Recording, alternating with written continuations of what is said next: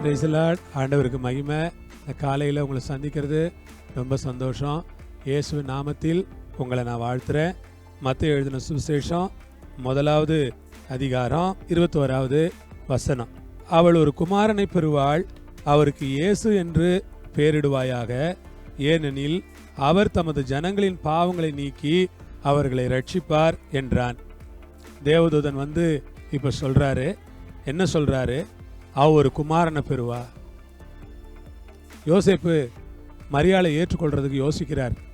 ஒருவேளை மரியாள் தவறு செய்துதான் இந்த குழந்தை உண்டாயிருக்குமோன்னு தேவகுமாரனை சந்தேகப்படுகிற ஒரு நிலைமையில காணப்பட்டார்.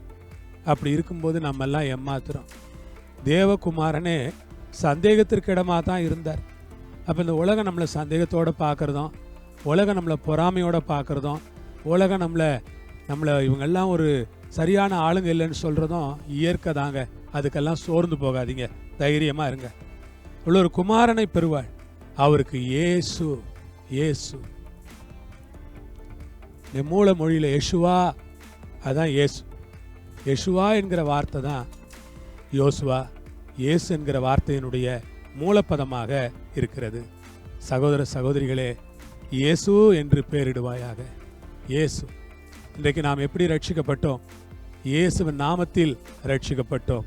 இயேசுவின் நாமத்தில் நாம் அபிஷேகம் பெற்றோம். இயேசுவின் நாமத்தில் நாம் ஜெபம் பண்ணுகிறோம். இயேசுவின் நாமத்தில் பிதாகுமாரன் பரிசுத்தாவி நாமத்தில், அதாவது இயேசுவின் நாமத்தை முன்னிலைப்படுத்தி நாம் ஞான ஸ்நானம் பெற்றோம். தேவன் ரொம்ப நல்லவர்.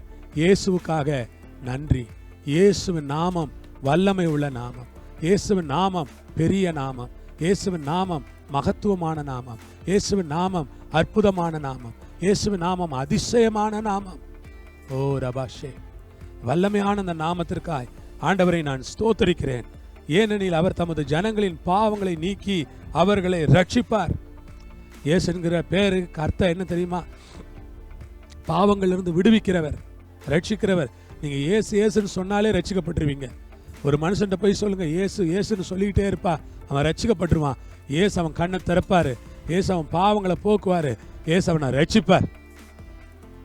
என்னை கேட்கிற அன்பு தேவனுடைய பிள்ளைகளுக்கு நான் தாழ்மையோட சொல்றேன், இயேசு என்றால் ஜனங்களின் பாவங்களை நீக்கி அவர்களை ரட்சிக்கிறவர் என்று அர்த்தமா? கர்த்தராகி இயேசு கிறிஸ்து பாவங்களையெல்லாம் நீக்கி உங்களை என்னையும் ரட்சிக்க வல்லவராயிருக்கிறபடியால் அவரை நான் இந்த வேளையில சோதரிக்கிறேன், மகிமைப்படுத்துகிறேன். கர்த்தர் ரட்சிப்பார், பெரிய காரியங்களை செய்வார், உங்களை ஒரு சாட்சியாய் நிறுத்துவார். அதற்காக ஆண்டவருக்கு ஸ்தோத்திரம். நீங்கள் இயேசு என்கிற பெயரை அதிகமாய் உச்சரியுங்கள். இயேசுவின் நாமத்தில் ஜெபியுங்கள். ஜெபம் கேட்கப்படும், பதில் பெற்றுக் கொள்வீர்கள். இயேசுவின் நாமம் வல்லமை உள்ளது, அதிசயமானது. ஆமென், ஆமென்.